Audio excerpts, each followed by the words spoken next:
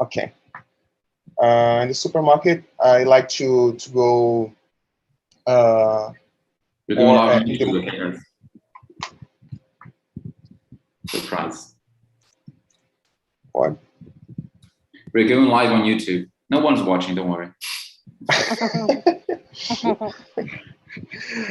Okay. Go on. I'm better now. And so I like to go in the morning, or maybe at night. I like to go not in the evening, maybe at night. So I started to buy the regular things, rice, beans, and then I can buy the candies and everything else. I see. And you always buy them, or you buy them by accident? Yes, I always buy them, but now I'm doing exercise and I'm going to start a diet. So I have to take care of myself. So you run through the supermarket to buy the candy, right? Like, you still buy it, but now you wear workout clothes. When you go to the supermarket, you're working out by just running around for the items that you want. So there you go. It's all right. Sure. Marcus, like you are in this organizational environment, and you probably have heard of Lean, like the Lean methodology. Sure, if I quite remember something. I believe I heard about it, but I do not know what it means. Have you guys heard it, Mindie and Leon? Yeah. What is Lean, Mindie? Isn't it like a project management sort of way of working? Yes. Yeah. Oh, I see. Yeah. It's like I've said it in a very brief way. Yeah, you did, in a very generalistic way. It's a methodology that has a common enemy. It has an enemy, which is waste. So it's a methodology to avoid waste. And then it has a few principles. And one of the principles is to avoid rework, to avoid having to redo something you have done. And I find myself in the supermarket having to redo what I did before. You know, like I just walked by the chicken and I didn't buy it. So I'm almost at the cashier, almost cashing out. And then I have to buy chicken. And then I have to go through the same place again. You know? So this is waste of my energy, waste of my time. I find myself walking through like all the aisles, buying everything and nothing, you know, and this is a huge waste of energy and time. So if you have a list of things to buy, and if you know exactly where they are, and now you can avoid rework and just be out of the supermarket in minutes. And I saw something that's interesting. I think it was a comedian that mentioned the supermarket has only one way in and out.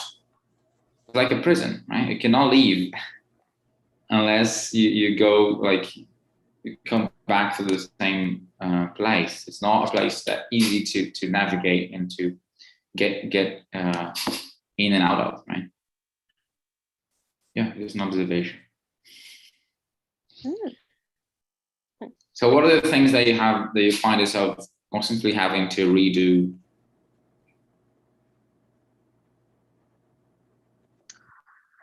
Redo, like in any environment, like personally or professionally, you're asking? Yes. Anything that's a routine-based task, I always have to repeat. It's like waking up and brushing your teeth. That's something you have to repeat. Even something as simple as like keeping my diary with me. That's a repetitive task. I find that repetitive. Updating my visual board. Yeah, there's so many things I have to repeat during the day. My brain is exhausted. Like read journaling, or I didn't get what you have to read it. Yeah, like journaling in my book, or updating my task list. on my vision board, because I'm very efficient like that. I just need to keep on top of it, because so many things come my way, and I just have to prioritize what's really important. So yeah, there's a lot of repetitive tasks that come my way. How about you guys? Again, and the question. I'm thinking about it. Things I have to redo, isn't it? Yeah. Actually, the example of supermarket is really cool, because I don't know you guys, but I never look at the signage. I have the things recorded in on my mind. So or I think I know what's going on, and I go to the section of, I don't know, the section of vegetables, and I back to that. I forgot something. I back to the section, but I have to redo things on my job too, because I work as a designer. So many times I made a layout, and the client just saying keeping saying to redo something. What do you do for a living, Adrian? I'm a graphic designer. I'm working with visual identities and on a branding agency. Nice. What about you? I'm a software developer. Oh, cool. Design with code. Yeah, we can combine our knowledge sometime. Yeah. What about you, Mindie? Still working on marketing? Yeah, I've just got a new job as a communications officer. So I'll be starting that in 3 weeks. Congrats. Thank you very much. Congrats. Is that for that pharmacy? Or something No, else? so it's not necessarily a company. It's called a local authority. So for like each state or each region in England, we have like a local authority based on the area. So I'll be handling a lot of the digital communication with the press team. So anything that comes in from the media, how are you going to put it across on the website, and how are you going to expand reach, that kind of thing. So yeah.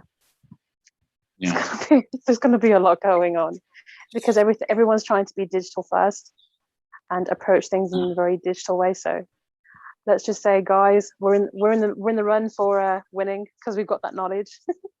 Nice. Everybody's keeping up now. Yeah. If you need help with on any project, let me know. Like you've got like a set of skills here, like copywriting, marketing, and design, and software development. I feel a startup coming along from you. Yeah, you can make like an international agency or something. Mm-hmm. You're the president of. But what kind of things you have to do? Like, what's your daily tasks on a daily basis? Is that a question for everybody? No, for you. Oh, so I have to attend like radio stations, just to get the content that they're going to be putting out, whatever the local authorities in partnership with. I have to handle a lot of the strategy. A lot of it is project management, content review, working with the in-house events team, the design team, and just making sure that everything is on brand. A lot of quality control, and just delivering the communication to the public in that local authority in a manner that they can understand. So it's there's a lot to it, and there's a lot that's going to be evolving. So that's the generic day-to-day task that I can give you right now.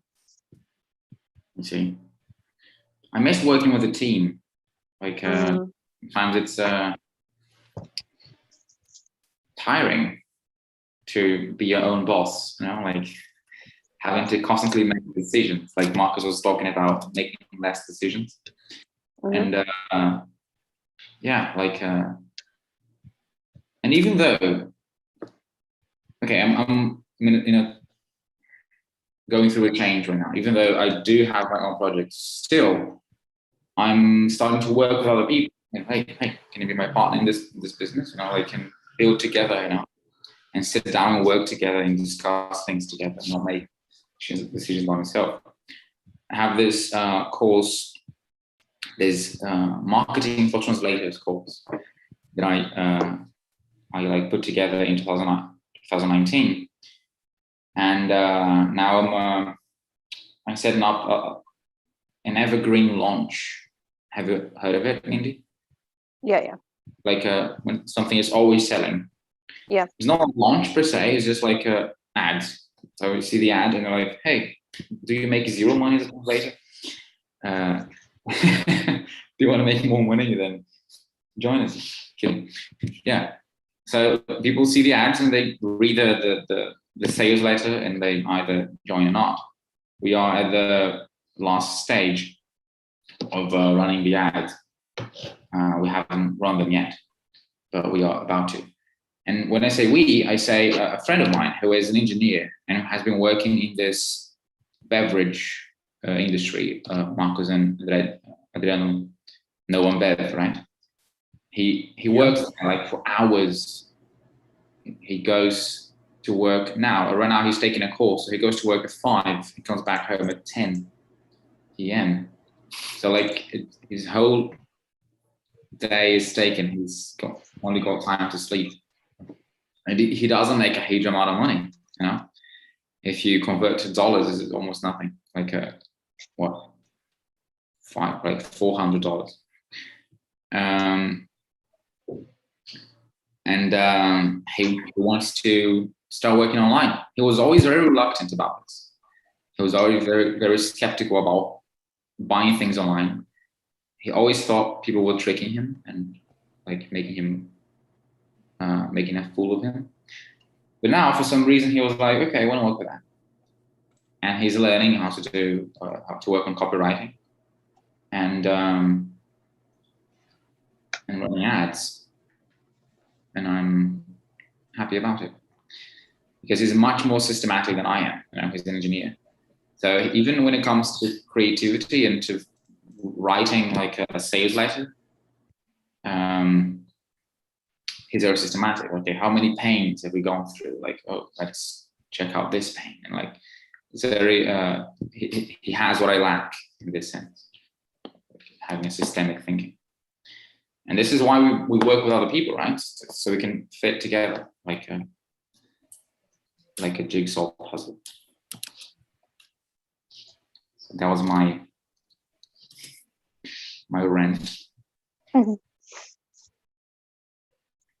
Cool. Is Rafaela coming on anytime soon? Rafaela? I think so. She told me she was incredibly busy. But I'll ask her.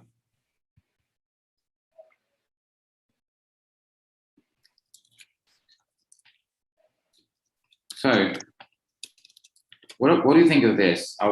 Actually, the very topic I wanted to discuss with you was talent. In like finding your element and working with what you love.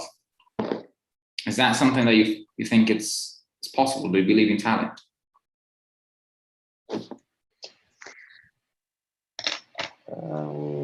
I think you can practice, but yes, I believe in talent, but I believe much in practice, in exercise, and studies. I see. Do you work in your element? Oh, excuse me? Do you work with what you're good at and love to do? Yes, I have to do this a lot. I mean, and yeah. Do you work with something that you love to do? Yes, I work. Okay. He does a job, guys. He's amazing designer. I believe in you know, if I back in time, I was always drawing and creating things, and now I'm doing that, but with brands. No, but so it's I think that there's a we have a kind of talent here, but we have a lot of studies too. Okay. And what is something you're terrible at? Something that I'm terrible at sports. Oh, that make two of us. Yeah, You should I'm celebrate. terrible at sports. I I don't have too much equilibrium. You know, I don't know why, but I'm thinking I'm learning to run just now. You know. No, like, whoa, whoa, whoa, whoa, whoa. Yeah, Running I'm running learning. isn't easy. Yes. It's a natural thing, but I have some problems with coordination of my body. I don't know how to explain that, but I'm getting better. It must What be about you, funny Marcus? to. Sorry, can you guys hear me? Yes. Yes. Cool. Roger. Can you repeat? No, Maybe can you- I was just asking Marcus what his view is on talent.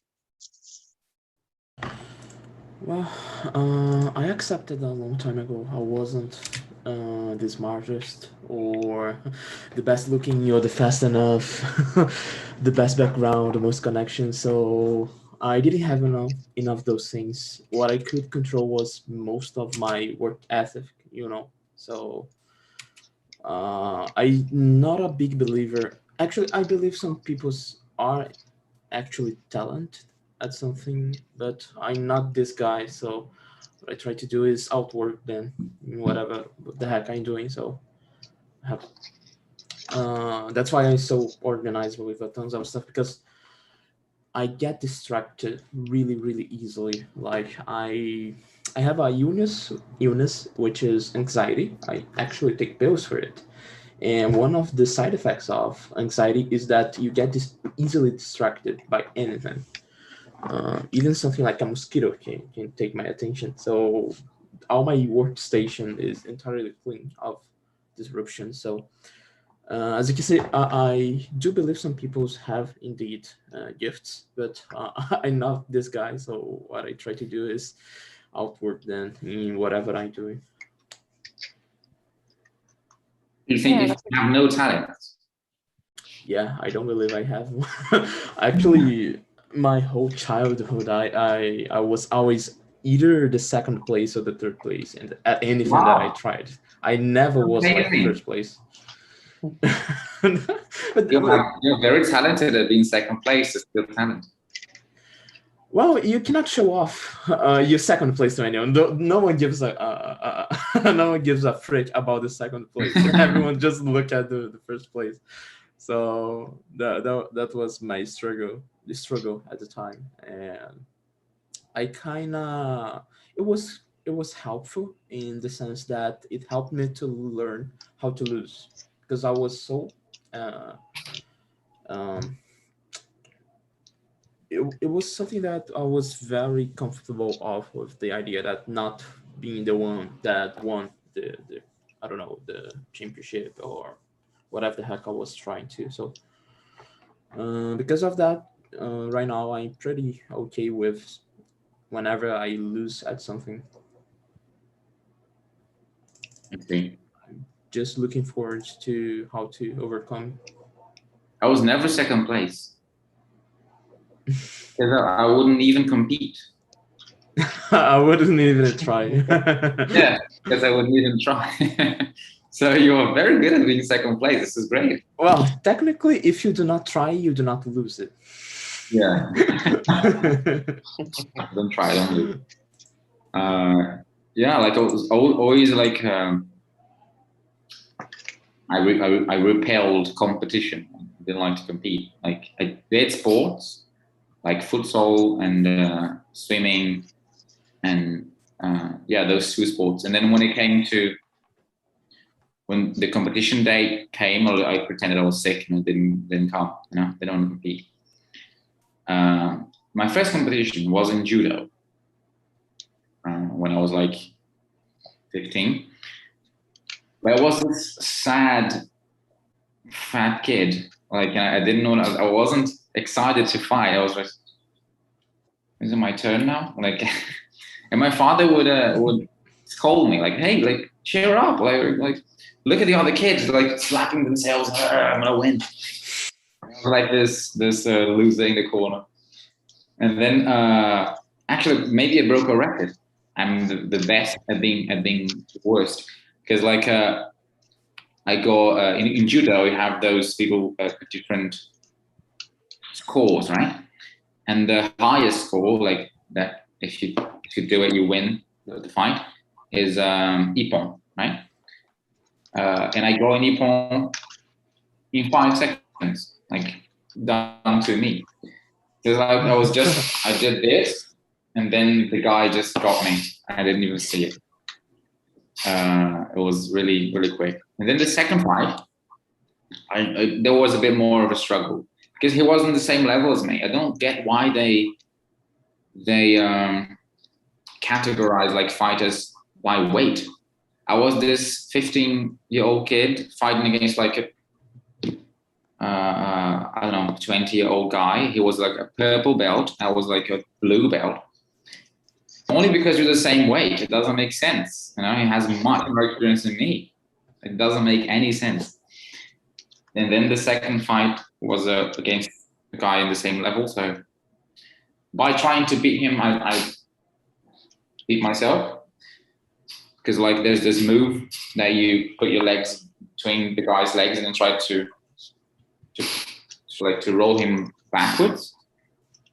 But in doing that, I pawned myself, you know. So he technically kind of backfired. Yeah, backfired. He won the fight, but it was nice. And actually, I have a mentor now. He told me to compete.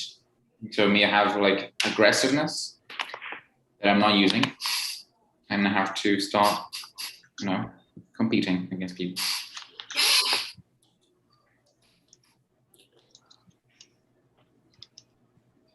Adriano will very soon be competing in running. Yeah. Yes, I bought a tennis yesterday. I mean, like trainer. A train shoe.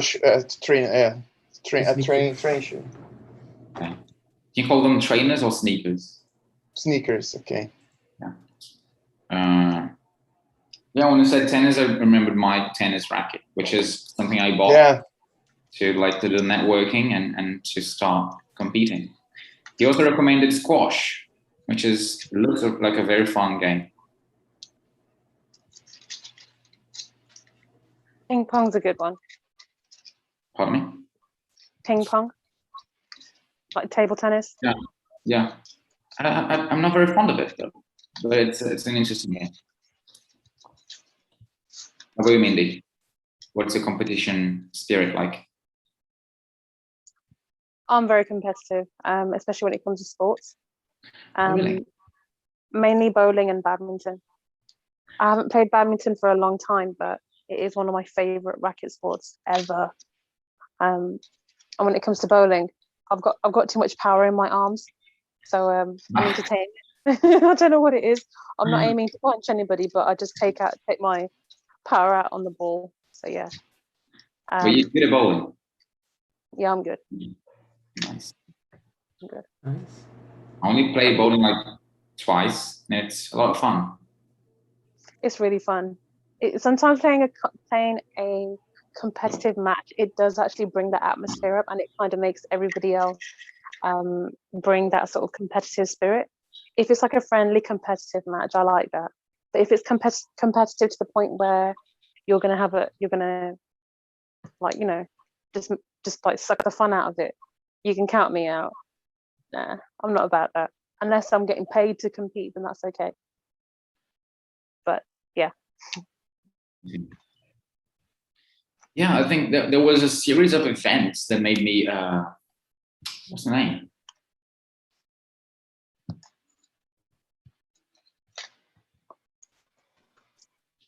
Averse to competition. Like I used to play like football with my cousins. My aunt has a school, and in this school there is like a place where you can, like a court that we go to play futsal. And then I would play with my cousins, and it was a lot of fun when I played with my cousins. But sometimes one of them invited like some crazy guys from the street, like to play, like his friends, and they were crazy to win. Like they were very aggressive. They would drop you to the, like they would hurt people to get the ball inside the goal. And I was like, I didn't want to be close to them. Like it was no longer fun, you know. And that's the kind of aggressive, competitive spirit that I try to avoid. However, I do see myself getting to that point one day. Maybe I become that aggressive bastard. And this also reflects on business, you know. Like I always talk about differentiation and not caring about the competition. It's a way to avoid competing, right? Like I create my own thing, so I don't have to worry about anyone else. Like I compete against myself. Yeah, if I were to go like on a, and that's what does as well. yes. Do you think they are afraid to compete? No, I don't think they are afraid to compete. Is that there's actually a book that I like, which is Predictably Irrational from Don Ariely. And this book's all about how we do stuff without realizing we are doing stuff, mostly decisions. And usually when you have, like, let's say a phone or a car, and they are both on the same category of others, cars and phones, you have a reference to compare with, you know. And what Apple and Tesla does is they make the product in a way that you cannot compare it with any other product in the market. So this way they can set the bar really high when it comes down to price, you know. So I don't think they are afraid of compete. I think they actually have a good strategy for competing with others, which is setting themselves apart of it. I like their approach. Yeah. And yeah, like there's this guy that talks about differentiation, that he tells you to introduce yourself in a different way. Like if you say, hey, I'm an architect, you just open like a little drawer in the person's head, and they open this drawer. Okay, what is an architect? So this is what they wear, this is how they behave, this is how they talk, this is how much they charge. So you have expectation for what an architect does. And then when you charge a different price, like too distant from the market average, you cannot sell because you're being comparable. But if you don't describe yourself as an architect and instead you say, like, I help business owners do this and that without this and that, like you create your own thing, your own way to describe yourself, and then you become incomparable. And then you have, like, a person has to open a new drawer just for you, and you can input your own information, including your price. Exactly. The name of this effect, at least I saw it with the name of anchoring price anchoring or something like that. Price anchoring. Yeah, people look at around all the time. They compare you with other stuff, other price, and I like this idea that you have of presenting yourself differently. This way you avoid this kind of anchoring. Yeah, you create your own anchor, right? You don't have a previously set anchor to be compared to. Yeah. And this is what price is actually. Price is comparison. Like we only see the value of things by comparing with other prices. And so there is this actual technique in copywriting, which is persuasion writing, called anchoring, in which you mention a large number first, like a big price first, and then you mention the real price. You know? So with this bonus and this bonus and this bonus, you would pay 2,000 and something. However, for a limited amount of time, you're going to pay 300. Like, wow, what a discount! Right? From 2,000 to 300, and this is crazy because there's no discount there. You know, it's just like an illusion. We are comparing to a larger number, and we think we're getting a good deal out of something. Right? The same thing happens when, like, so this mug costs 5, and then 2 mugs cost 6. Like, if you buy 2 mugs, you feel like you are winning 1 help, right? Or winning 4, actually. Right? But you're not. You're spending 1 more, and you have 1 extra thing to care about now. So very logically, you spend less, and you have what you need if you buy only 1. But we fall into this trap and this illusion that if you buy 2, we are getting more value out of something. We are, in a way, but we have to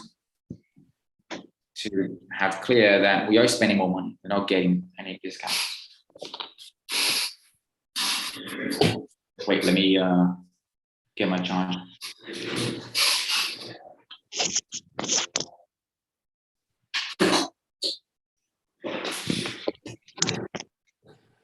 So about talents. I've always had this knack for art and languages.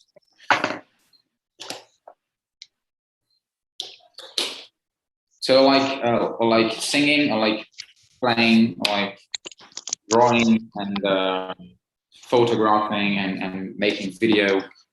And I do those things in a better than average way. I mean, not like great in any of them, but better than average. So I do have some tendency to work on those things, on creative things. And also languages. I get languages really quick. However, I'm not as disciplined as I should to learn as many as I could have. You know, if I were working hard and being disciplined to learn languages faster, I would, you know. But I'm still a bit too slow. I do want to speak 10 before I die, so I'm still at the 3 number. So only 7 to go. Yeah, but I could know many more now. Like I have a friend who is younger than me and knows like 13, like 1 year younger. Yeah. Tons of language. What I'm not talented at is usually numbers and systems and like those a bit more systematic things. Very terrible at it. Are you too? Yeah, numbers, very terrible. And I'm thinking now, you said that you have a talent for language. Do you think your childhood influenced your taste for language? Well, we did study English at school, right? And also I was put in this English course when I was a kid. So maybe like by getting in touch with it, I got interested in it. However, I was not good actually. I mean, I was good, but I didn't like it.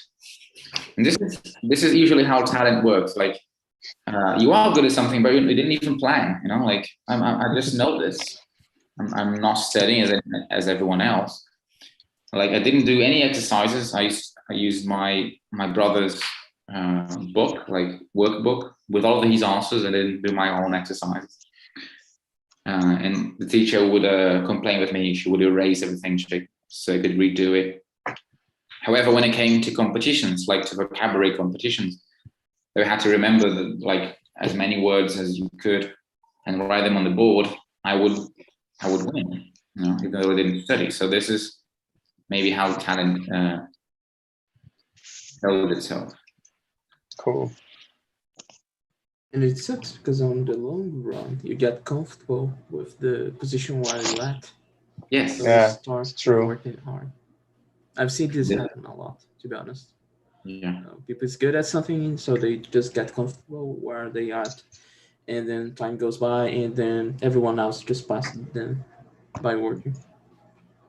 Yeah. There's a saying that goes, hustle beats talent when talent doesn't hustle. Mindie, I think knows this one. Never heard of that one. Have you heard of it? No? No. Yeah, like hustle means hard work, right? So hustle beats talent when talent doesn't hustle. So if you work hard on something that you're not very good at, you will be better than a talented person who does not work on that skill. Yeah. Yeah. I get that.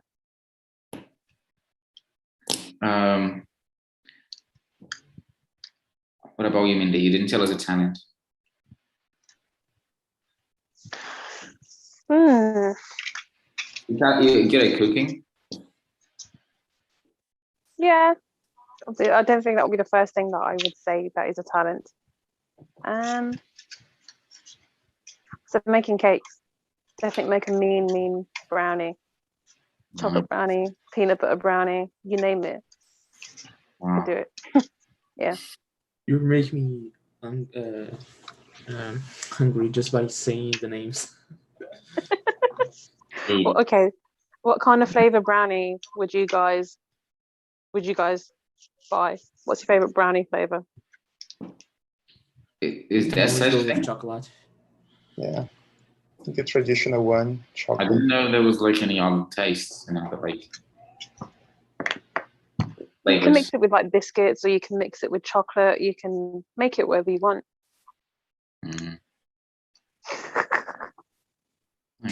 You see that he doesn't have a clue on how to do it. By the way, he responded. I like the regular one. Yeah, I have a story with brownies. Like this friend of mine who was working with me on this new project, his mother is a chef. And then one day I visited his house and I tried her brownie. And then it was the first time I ever had brownies. And I fell in love with them. I was like, wow, this is amazing. And then after that, I started to look for the perfect brownie again, like around the world. I mean, whenever I tried a brownie, I was like, oh, this is not as good as that one. It's not the real brownie. One day I did find one that was as good as hers. Because like it was crunchy, it was solid, it wasn't like too fluffy. It was perfect. And then, however, maybe it wasn't even that good. It was just because it was the first. I thought you were going to say that it had weed in it. The way this story was going, so all right, he traveled the world looking for the perfect biscuit, but he didn't find it. So wait, I did have Holland. I did have I did have a weed one though. Yes, that's a better story than the regular brown. It was really nice, like the experience of losing control, At the same time, they are aware of everything.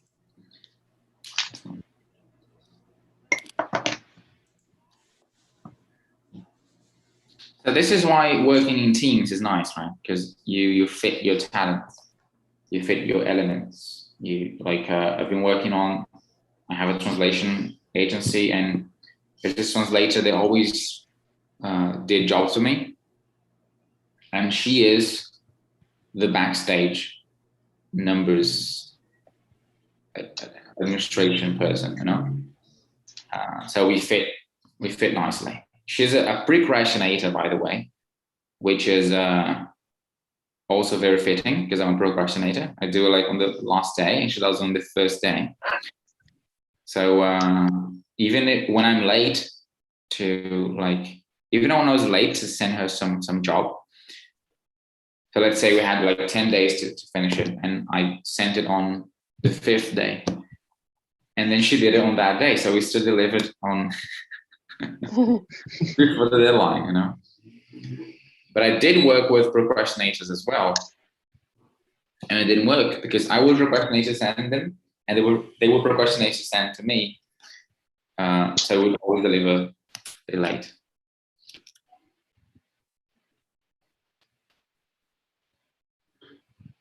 Get it?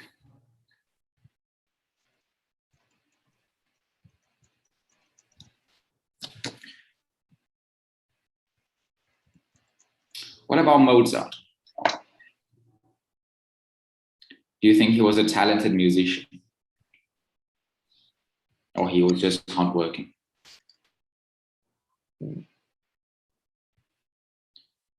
By the time he was 8, he had more practice hours than a 30-year-old professional pianist.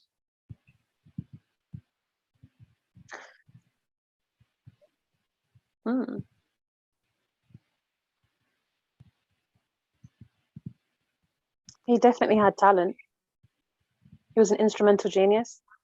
I mean, sometimes talent is, it's a bit like saying this. How do you define talent? Talent is something that's either you're born with or you keep practicing and you get better at it, right? And him at his age and the skill set that he brought to the table, he composed one of the most brilliant pieces of music of his time, which is still used today. So I do consider Mozart to be an absolute raw talent. He honed his skill from an early age, and he became like an absolutely Albert Einstein crazy genius as he got older. So yeah, he's a talent. You see. I think as well that besides that as well, he had the benefits of wealth, you know, because if you remember, there was no internet at the time. So unless he was just playing for like 10 hours straight the same music, he had someone else showing him what he could do without those hours of practicing.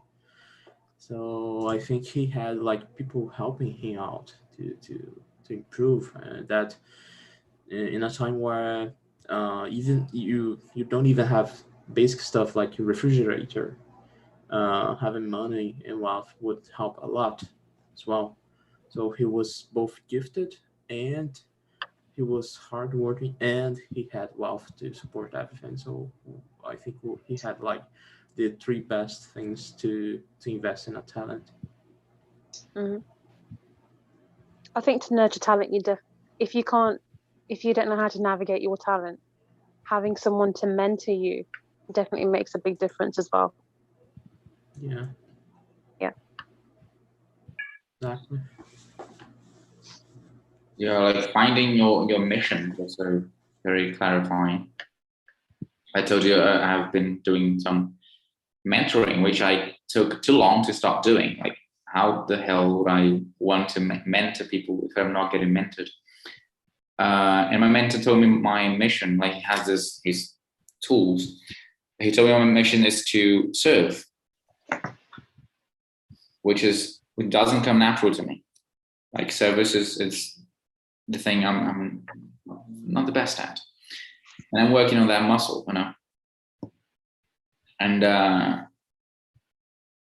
when I connected to service last year, money came my way. Before that, I was seeking money, and it just ran away from me. And then, for a brief period, I started focusing on money again, and money was like, you know what, I'm leaving. And now I'm getting back on the service feet, you know, on the service track, focusing on giving more than taking.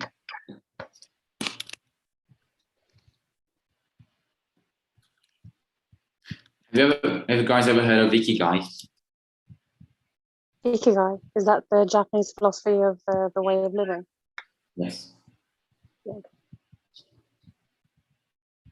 So this is the ikigai.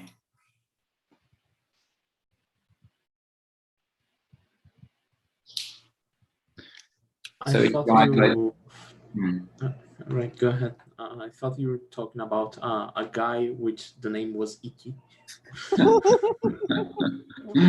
Makes sense. Yeah, Iki, the guy. So ikigai is this Japanese concept that basically makes you live longer, right? Because you live in a happy zone. So it's an intersection between what you love to do, what you're good at doing, what you can be paid for, and what the world needs. And also there are the intersections between two of them. So what you love and what the world needs is your mission. What you love and what you're good at is your passion. What you can be paid for and what you're good at is your profession. And what you can be paid for and what the world needs is your vocation. And hardly ever do we live in all of those four sections. Do you agree? Mm-hmm. Yeah, makes sense. Because like most of us, I think, still have a profession. Something you're good at, something you're paid for. You don't love to do it, and the world doesn't need it necessarily, you know. Some of us, like mainly artists want to live here in this zone. Something you love to do and something you're good at, but something you don't get paid for, and something maybe the world doesn't need. So I kind of don't like this idea, idea that you should do it for love, you know, like, oh, I want to be an actor, so be ready for a lot of frustration, and I'm gonna have to do it just because I love it, because it's not very well paid, you know. Like artists themselves, some of them have that in them. They say, I'm not gonna be well paid, like I'm only doing this for love. And this may sound interesting or romantic, but it's irresponsible with their careers. Being an artist is a career, and if you're not being paid for what you do, you're not having a career, you're just having a hobby. And this is why, like, I think they should find ways to make money today with what they love to do. Like, the internet is out there. Like, how can you act on Instagram or maybe on TikTok and maybe become an influencer or something? I don't know. There are ways to make money today by being an actor, even though you're not famous, you know. And then parallelly, you can work on your mission. And then what about what you love and what the world needs? You know, something is your mission. So it's not something you're paid for and not even something you're good at necessarily. So do you think? So when you have all of them, you pretty much become Elon Musk. Yes. This is only become Elon Musk. Which of these are you living in, Marcus? I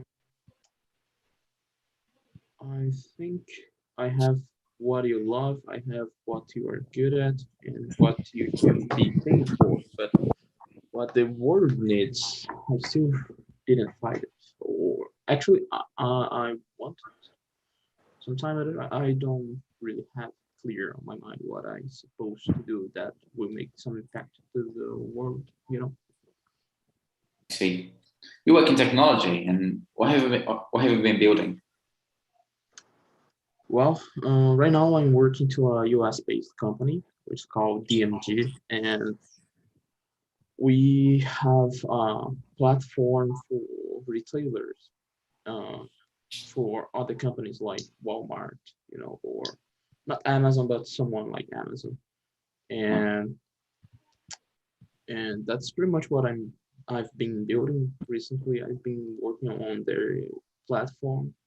Is a B2B company, and that's about it. Not gonna lie, I moved to this company mostly because of the income. They had like a really good paycheck, so that's why I got into it.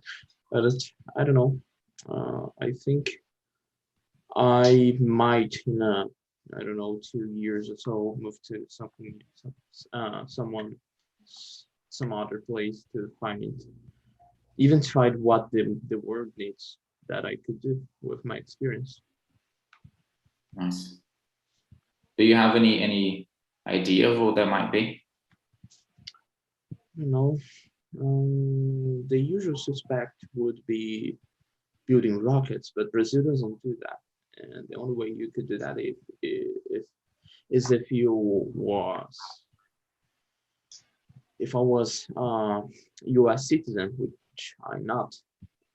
So besides that, I don't have a clue. Yeah, to be honest.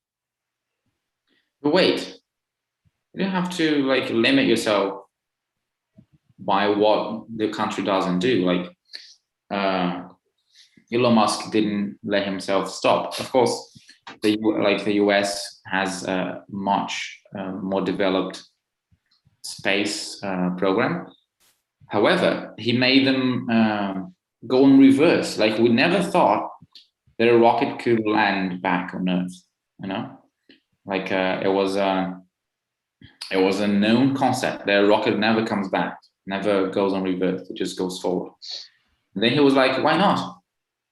And then he did it. Currently, I'm reading the latest book about SpaceX, which is Liftoff, and there's a saying on that book which is if you want to become a millionaire, the best way is to start as a billionaire and start a rocket company. And that's the drill, you know. If I want to do this kind of stuff in Brazil, I would need tons of money, or I would need a lot of people that want to do that as well and have a tons of money. And that's not the case. So right now I was looking forward to try to get some company like SpaceX, but since they have this requirement of being a US citizen, I cannot get into it. So I just right now keeping myself afloat, working in a US company, and that's about it, you know. So that's why I have what I love, which is technology. I love history and art as well, but as you can see, I have a bunch of tattoos of art. And Nice. what I'm good at is technology, and it's what I can get paid for. I see. Yeah, but you know, don't stop yourself. You can do it. You know, tell some people, hey, like rockets, like approach some billionaires and let's see what they say. Casually approach a rich guy and say, "Hey, do you like rockets?" There you go. Good evening, guys. Good evening, Laura. I have fun. Hello, guys. Sorry I'm late. Yeah, I'm late too. Yeah, but most of those like huge ideas and organizations and everything are made by several people who like by one person who has an idea, and they'll also pitch this idea for investors, right? And they basically invest on the idea and then they make it happen. Like there's this guy called I forgot his name, but he launched this company called Impossible Burgers. Have you heard of it? I think I mentioned to Rafael. Yes. Impossible Burger. Still here, just in video. Come back, Mindie. Why? Are you cooking brownies? I wish. Baking Brownies. So yeah, like Impossible Burger, he basically realized that the biggest environmental problem in the world is meat. Is animal-based meat.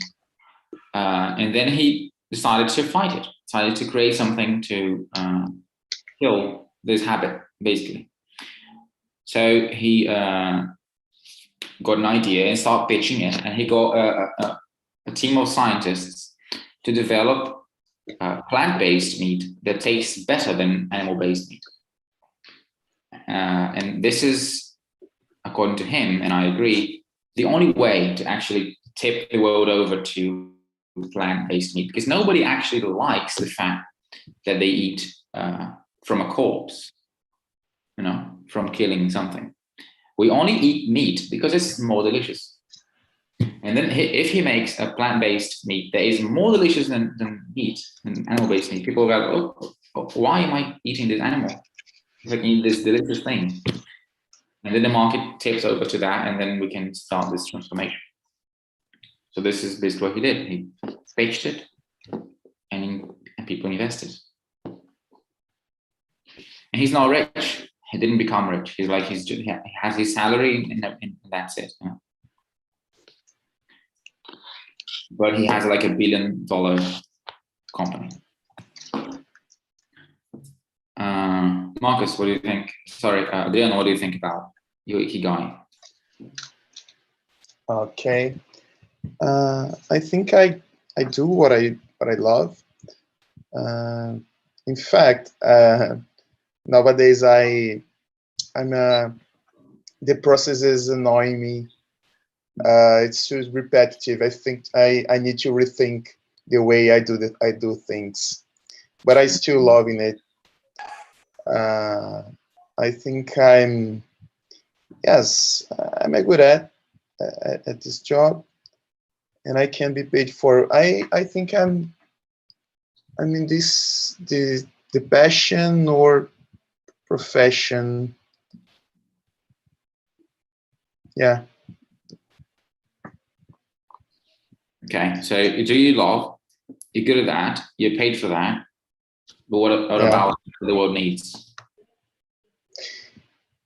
Yeah, it's what the world needs. You know, the world's up. My job's about this. So yeah, it can be a mission too. Can be a mission too. I see. We can work on different horizons. Like I read this book about startups, and this Brazilian guy, he talks about horizons in your company. You have this standard one that you sell things that you know people want to buy, and this makes you money. And then in a different horizon, in a parallel horizon, you're working on something that people don't want yet, but you know you can make them want that eventually, and it's closer to your mission. You know, so you can work on two parallel horizons. You know, like, oh, this makes me money. I'm good at that. This is nice. I like doing it. It helps people. But then you have your own project that maybe like has this bigger purpose. It doesn't even make you much money at first, you know. How do you think? About what? About where you are in your Ikigai? It's quite difficult because talking about myself, I'm a chef. I work with food. People need food. But the thing is that I cook differently. It's not that I cook different food. It's food, yeah. But I'm also selling a brand. It's a different way of doing that. So why people can cook at their places, but why should they buy from myself, you know, from me? And yeah, they need it because it's food, yeah, but why should they buy from me? And yes, and actually this is the question that you should make, you know, because like food itself is commodity. Like everyone has to eat every day, so you don't sell food. No, actually I sell food, but I sell also a brand. the whole thing behind the food that I sell, you know. It's not only food, just food. But do you love? You're good at that. You're paid for that. Yeah. You're not just not very sure about the work. I'm passionate. I mean, I love what I do. I think I'm good at it. I've been doing this for like 8 years now. I graduated. I went for a good path, you know, but it's really hard because everything's so expensive when it comes about food, and also the staff is really hard to pay and stick in the company. And I try to do it differently with more handcraft food, which really apart from the big industry of food. But it's easier for you to go to a McDonald's, yeah, and it's cheaper. So when you buy from a smaller company or a chef that is cooking artisanal food, it will be a little bit more expensive, but I'm sure that it will be healthier, you know. I see. Somehow, yeah. Okay. It saddens me that you're comparing yourself to McDonald's. No. I mean, in general, not that I'm comparing myself. I do not sell a hamburger, you know. I could, and I should, because it's really profitable, you know. Yeah. But no, I'm not. I'm just going a step back on that. It was a good thing for the society in general, for the 21st century. But now we have to wait. We are killing a lot of animals. And you know, it comes to your mind just the possibility that you are eating corpses, as you told so. And now we want healthier products. We need healthier products because we have sick people in order our eating be behavior, you know. And that's why I'm trying to sell mostly. I see. So you say that you sell slow food? No, it's not possible for me to sell slow food, even though I really want it, but it's not possible because it's a chain of slow food. Slow food is that you go to the farmer, like a really small farmer, or you grow your own food on your backyard. And no, I'm not able to do that because I have to sell it. I mean, I could be selling like 5 portions of food, but it wouldn't be profitable. So I have to sell it more. So I have to go to the supermarket in order to get the main ingredients. I cannot depend mainly on the farmers, or you know. So I wish I could, but I can't. Otherwise the price would be so high that I couldn't sell it. I still have to go to the supermarket. I see. And it's a bit harder to sell this concept if you are delivering food, right? Like you get like a little pre-made package with the food. You don't live the whole experience in the restaurant and everything. So in order to get the stamp of slow food, you have to sell organic food, sustainable food, and it's really expensive. And also it's really important to know that a restaurant, for it to be sustainable, it has to be profitable. It has to be some money, you know, Yeah. to survive. Absolutely. Laura, how are you? Hi, I'm fine. Great. So where do you think you are in the Ikigai circle here? Oh, can you repeat, please? Where do you think you are in the Ikigai system? It's what? It's dying. Ikigai. Look at this word here in the middle. This word. Ikigai. Yes. Okay, but I still didn't understand, I guess, this word ikigai. It's a mix of passion, mission, profession, and vocation. Yeah, it's a Japanese concept that basically says that you live longer if you're able to intersect all of those areas. Okay. So, Japanese philosophy. So But do you really love what you're good at, or you can be paid for, and what the world needs? can you repeat? It's because my internet it's cutting you. Okay. So Ikigai is this concept that intersects all of those areas. Something Okay. Something that you're good at, something you can be paid for, and something that the world needs. So it is about a job, for example. Yes, right now we don't have a job exactly, right?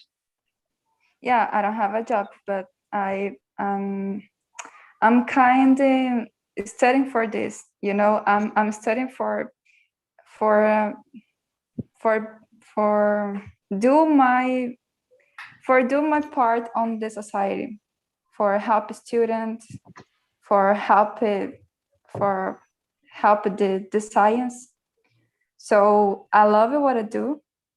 I like to study what I study, and I like the environment of the university. You know, so Are you good at that?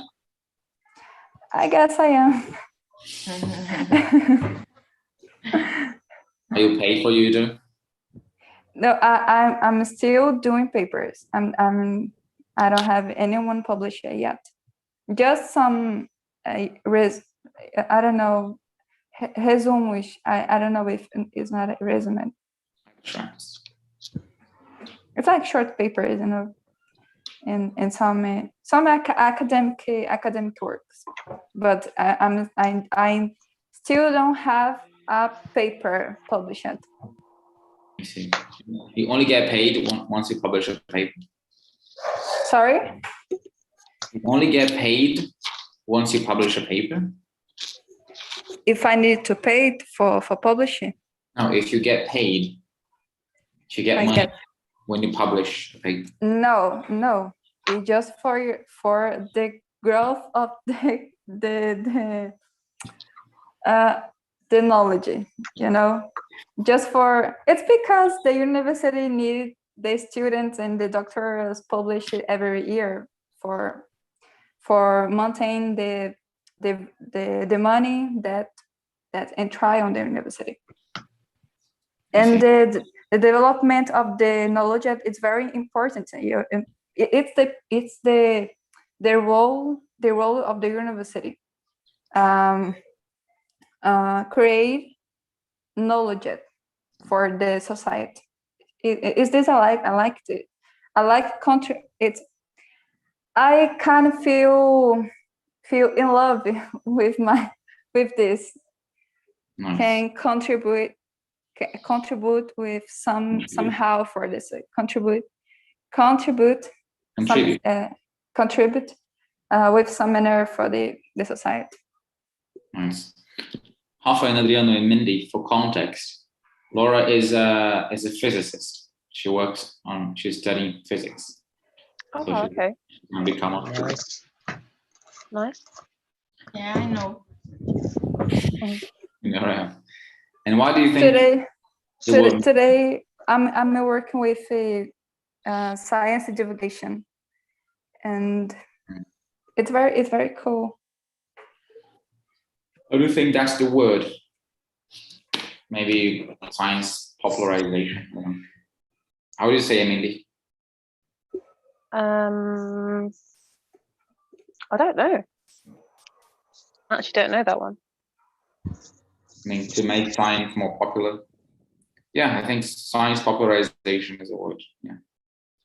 Yeah, it's not about I guess that it's not about popularizing. I guess that this is the word, but it's about the people can understand what we are saying, because there is some conspiracy theory and the other shit the people just throw on the world, and people believe it, but because something happened for they believe, like the education it's not good, for example, principally here in Brazil, the public school aren't good, almost a lot of them. So there is a problem, and the science and divulgation it's about the people questioning what they are observing of the society. So it's things like this that we try to show for the people. It's not about just accepting what we were saying. It's about questioning. It's in this way that the science will develop questioning, not with answers, but with questions. Yeah. But how do you find the limit? Where should you stop questioning? Because most of the conspiracy theories are born out of questions, right? Like, is the Earth even round? Like, it's like I said that is a thing, that is an error that happening in some moment. For example, I'm gonna say about United States. In Canada, this happens too. For example, in some time of the high school, they choose the how can I say discipline, matter discipline. Yeah, discipline that they will study on the high school. For example, someone choose biology, history, and geography, but don't choose physics, or mathematics, and they will sometime they will believe in flat Earth, because they don't have any knowledge about physics and gravity and force and whatever they will need for understand this. So this really is a problem. We don't have the people a lot of times don't have the base for start to understand, because a lot of the knowledge where are built. What we need is develop the knowledge that are beauty, but it's not just forget what you saw in sometimes in your life. For example, Einstein, he isn't just, oh, I don't agree with the gravity, with the classical gravity. I don't agree with this, so I'm gonna change something more different. He studied, a lot of his physicists studied during years for they arrive in a conclusion, because they study a lot and they knew the base for develop that knowledge at me. You were frozen for me, I guess.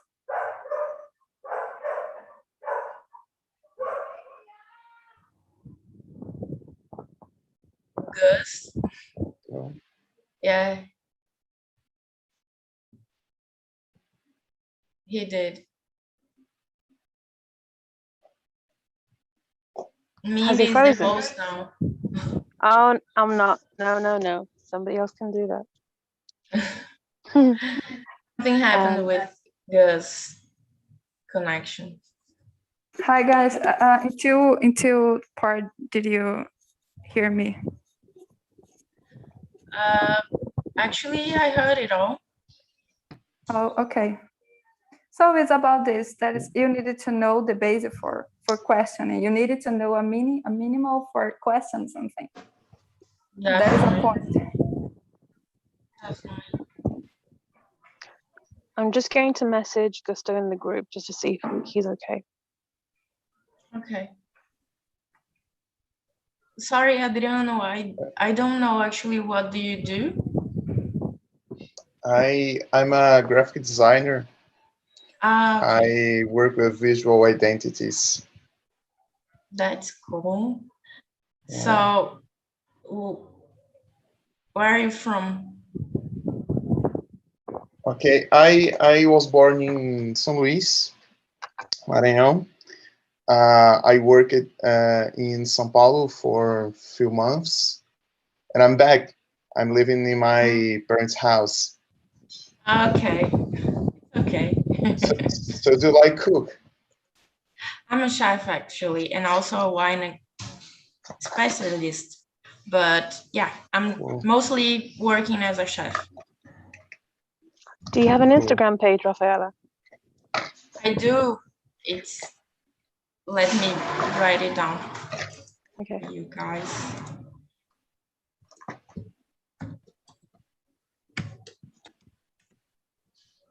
I was hearing about the Laura speech, and I follow a channel on YouTube called Física e Afins.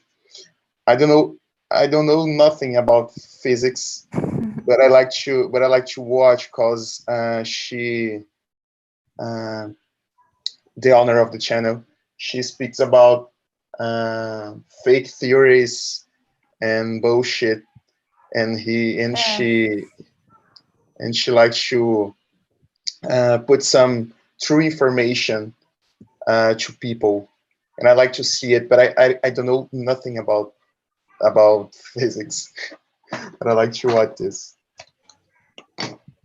Yeah, physics is very beautiful. I love it.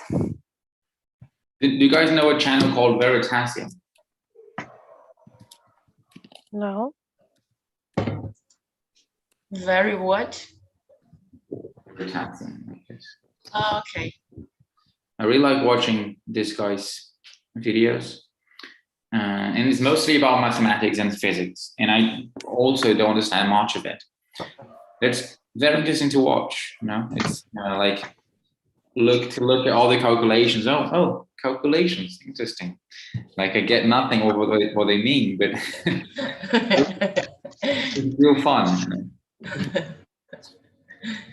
Like there's a video called "Gravity is not a force," and he explains why it isn't. You know, Laura, do you agree with that?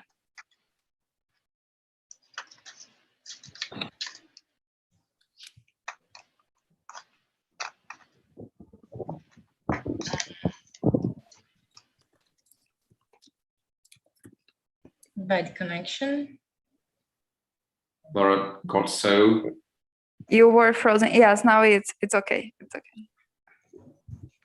So what do you think of that? Can we replace, please? There's this video by Veritasium, whose title is "Gravity is not a force." It's not a force. It's not a force. Yes. Yeah, because it isn't a force. This conception about force, it's a classical conception, and even it's even about Newton and the Hawkins and other bigger science. They give this conception of a force, but actually they even they really believe it on this, you know, because it worked for some things in that moment. For example, for calculate some for we have some results in our scala. Como é que eu falo escala? Scale. I guess that is scale. In our scale, but when in determinate point, someone started to study something in a bigger scale, like in the university scale, when we are talking about light velocity. And in this, yeah, speed of light. In this way, the gravity started to be questioning, because the experiment didn't show it for the science that this wasn't working. The gravity like it was showing for the world, it wasn't working. And in this time, it started to develop the relativity, the general relativity, and we had Einstein and all the development of the physics. So what is the gravity? What is this? Actually, all the universe that we know now, that we are studying now, it's about mass and energy, you know? So we are a part of mass and energy, and this deform the space. And this is what caused the movement, the celestial movement, the universe movement. For example, the sun is the center of our galaxy, and all the other planets turn around the sun. And they are doing this movement because the sun is deforming the space with his mass, with his energy. The sun is a big, we can say a ball, but it's not exactly a ball, but it's a lot of mass and energy that are deforming the space. So this space is basically this: energy and mass. It's not exact. It's how can I? It's like un tecido. I don't know this word. How can I say this? Sorry. Cloth. Sorry. You can type. Yes, it's like a cloth. Actually, it's called the fabric of space. Yeah. Fabric is a synonym of cloth. Fabric of space. It's a piece Fabric of space. Yeah, it's not a force actually. It's this. It's like this that you said that I forgot. Yeah, the tecido, I forgot. Fabric. So it's like fabric of space. The deformity of the fabric of space. Yes, the deformity of the fabric of the space. You know, the sun is here, and the other planets are around the sun, and the sun is deformed. It's more complex than this, but in somehow it's not a force. This is the point. Yeah. Whoa. Nice. Blows my mind. But it's not. This don't mean that the classical mechanic is wrong. It's just that this is a small part of the mechanic. Classical mechanic, it's a thing, and in the last century, the mechanic that the physicists showed for us was a physicist that involved the classical mechanic, you know. So it's a little part from a major part. Is there anything else that follows this pattern, like something that is true but only to a certain scale? Yes. For example, for we study cars movements, we use classical mechanics. But for study things that are in the light speed, they're in the scale of the light speed, like in the universe, we use general relativity. We use this because the equations of the classical mechanics, they give us wrong results, wrong numbers. Yeah. That's the theory needed to agree with the experiment. Yeah. But what else? I mean, this is my question. What else works in that way? Is there anything else that we take as true in a certain scale, and then it's no longer is in a bigger scale?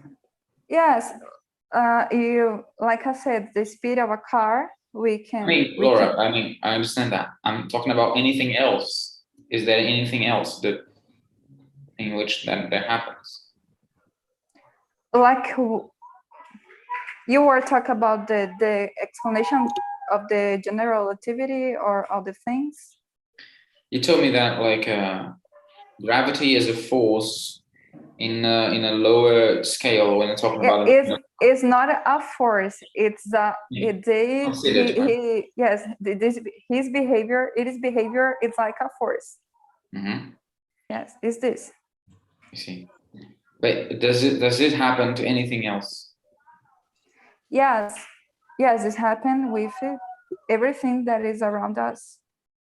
Okay, I think I didn't get my question. So you told me that in a lower scale, gravity can be considered a force, and in a larger scale, it cannot. Perfect. Now, besides gravity, is there anything else in physics, anything different in physics that follows a similar pattern? Like it is something in a lower scale, but it isn't in a larger one? Quantum mechanics. Quantum mechanics, his development was after it's like at the same period of the general relativity, and they in the quantum mechanics we study atoms, electrons, protons, these things. So there is a world on the quantum world that we study. So in this place we work with probability. You know, Schrödinger cat that we know. Yes, we know that if the cat is alive or died if we open the box. But until we open the box, we didn't know if the cat is alive or died. So we work with probability, and for we study, for example, the quantum mechanics. We don't need, for example, use the classical mechanics because they will not work, and it's like the way that we solve a problem in quantum mechanics. It's like we are giving, I don't know, a bit with a hammer in a formiga. How can I? It's ant, yeah, it's an ant. Like we beat a ant with a hammer. We can just put our finger and kill her. So that is calculus that are better used on some scale, or in quantum scale, or the mechanic that we use for classical mechanics that we are living, and that is a mechanic that we use for a bigger scale. But it's like when we're gonna study, we see that each one is inside each one. Okay. Rafael is taking notes. Yes. Quantum mechanics. Tell me more about that. I love it. I'm having some disciplines about quantum mechanics. It's oh my God. Crazy. It's really cool. It's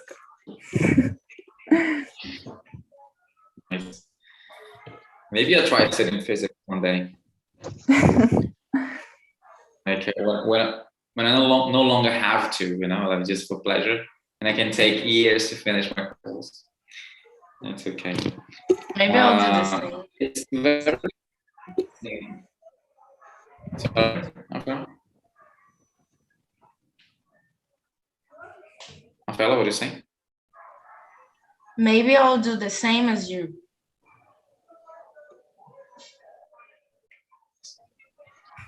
Imagine like a physicist Very nice.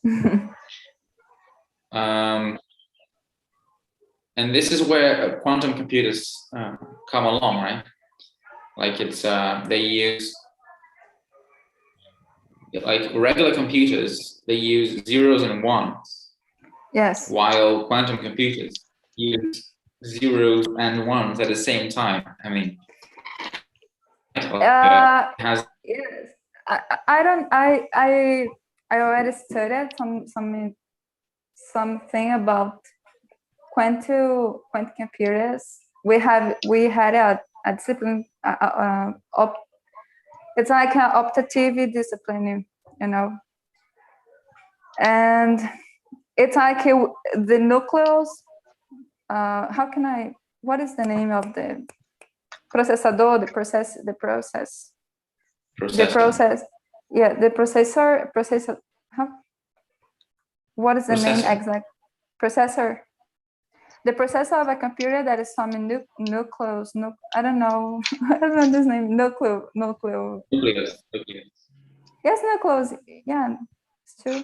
Nucleus. And when we use the quantum mechanics on a computer, we are growing the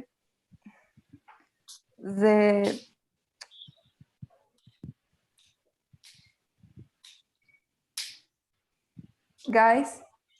What happened? Yeah. So we are, yes, my mom called me. So we are growing the quantity of the nucleus on a processor with the quantum mechanics. Because we have a lot of possibilities too on quantum mechanics, we part of this principle. It's something like this. I see. They are more used for reanalyzing an amount of the samples that we needed days for the computer process the samples. Yeah. Much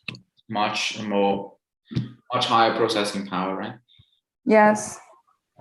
I think the quantum computers uses photons, right? Yes. Like a light. But the quantum, yes, but the quantum mechanics work with this scale. Photons. Photons is nothing more than electrons.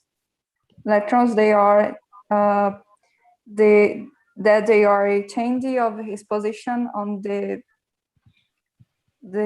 atom. So when we are seeing a photon, we are seeing an electron. It's like he's jumping for another place. But actually, we don't know this place because in quantum mechanics, all the measured are variable. For example, I don't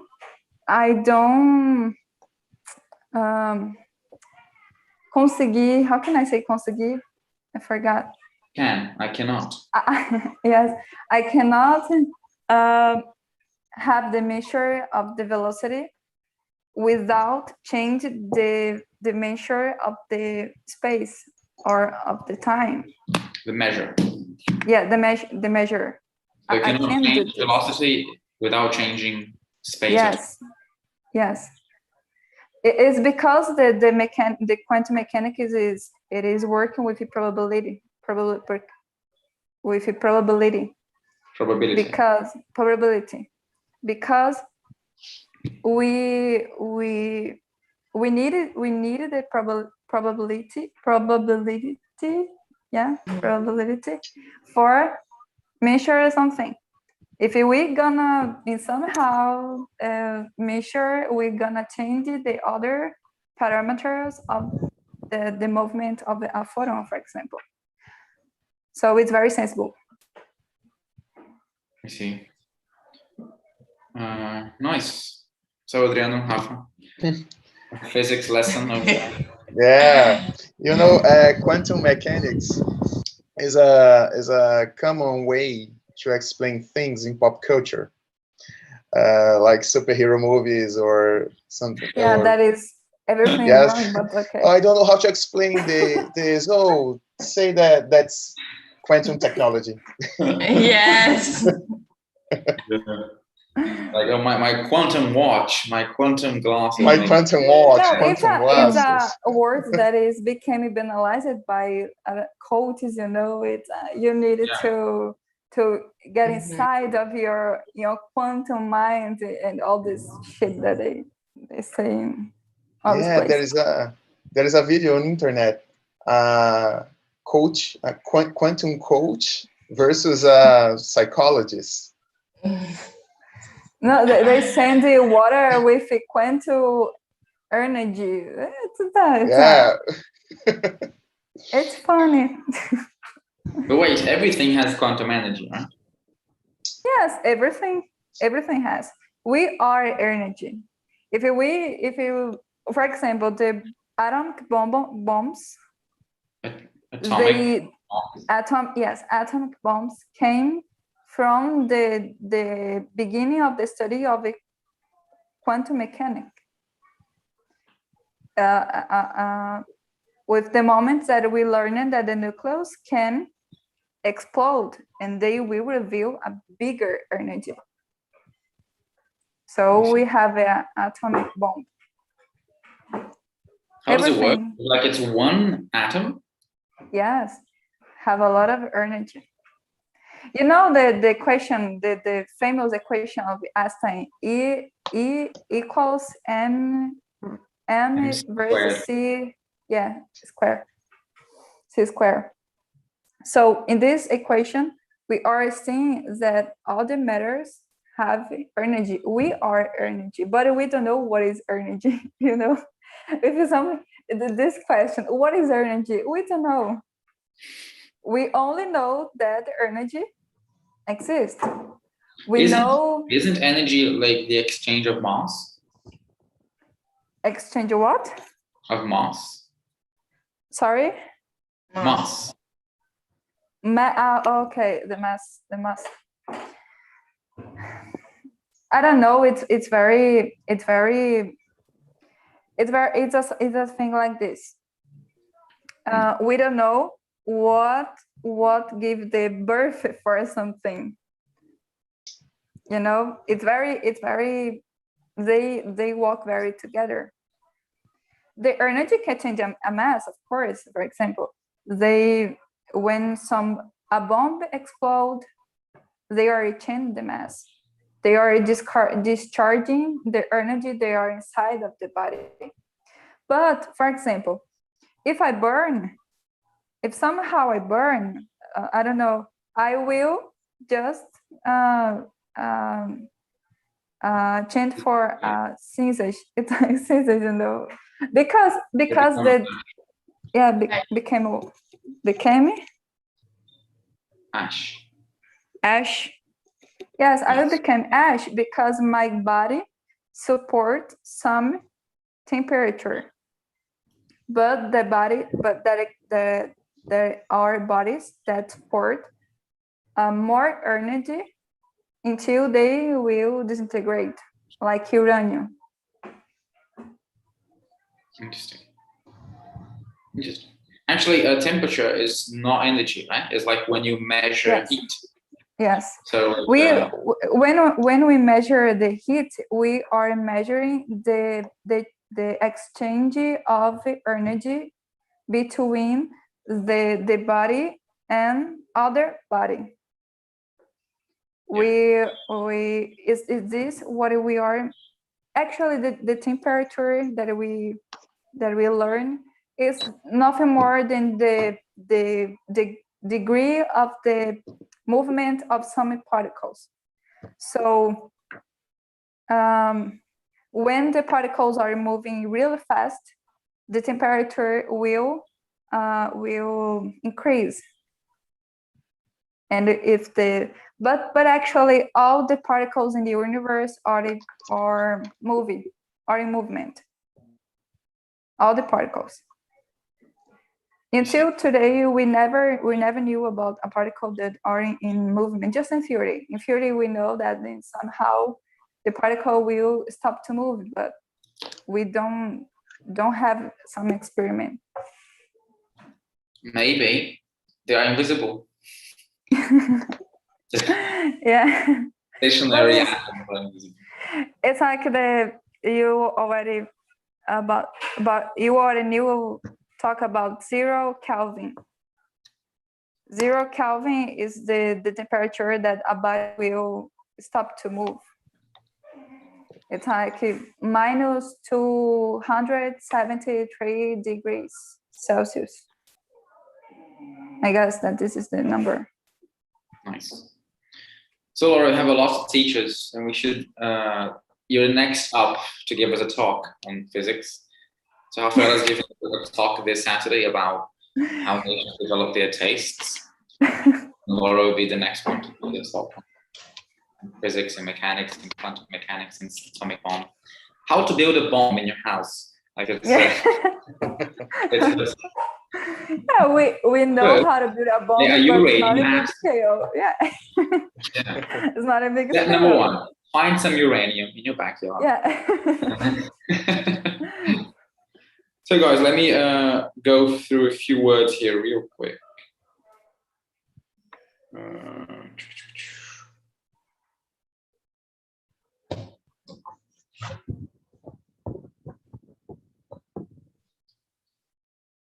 Mindie, you still there? Yeah, I'm still here. Yeah, I'm still here. Can you hear me? Yes. Yes. Cool, cool.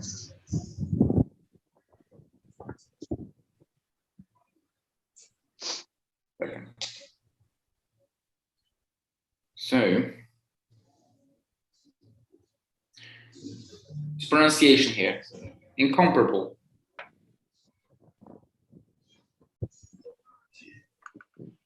Can you repeat?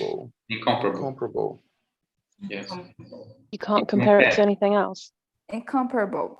Yes. You can't compare it. Yes. Marcus mentioned price anchoring. Anchoring. Price Knowledge. anchoring. Pronunciation here. No, Laura, I think that was you. Knowledge. Knowledge. And this one? Contribute. Yes. Contribute. Contribute. Okay, you have tribute and contribute. Dead or alive. So when, like in the Schrodinger's cat experiment, you only know whether the cat is dead or alive once you open the box, right? Yeah. So it's not died. Okay. Oh yeah, dead or alive. Yes. Alive. This is a song by Bon Jovi, I think, as well. The song. Yeah. Measure. Probability. Wow, this is probability. Awful. Yes. Probability. This is this weirdest bee of all times.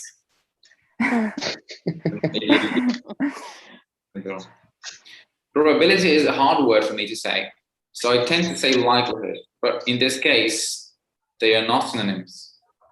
Like I use likelihood. In general, like, oh, this is very likely to happen.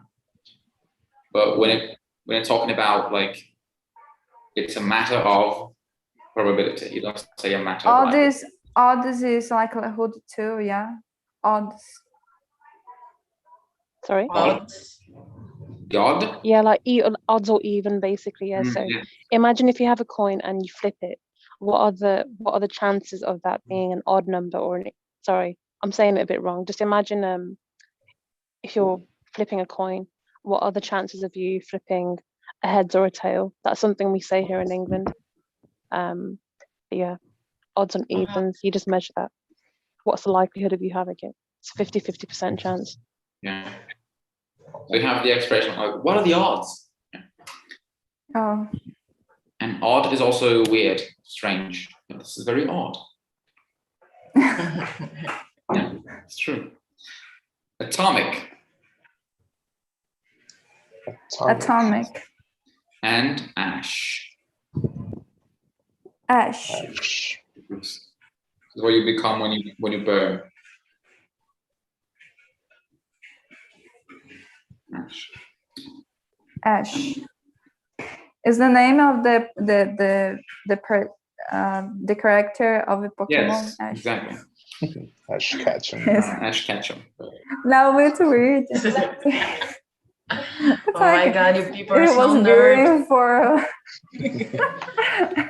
You guys. So can we take a picture? Sure. Mindie, can you show Where's up? Mindie? Mindie. Mindie is Oh, hiding. She's making a surprise brownie for us. She vanished.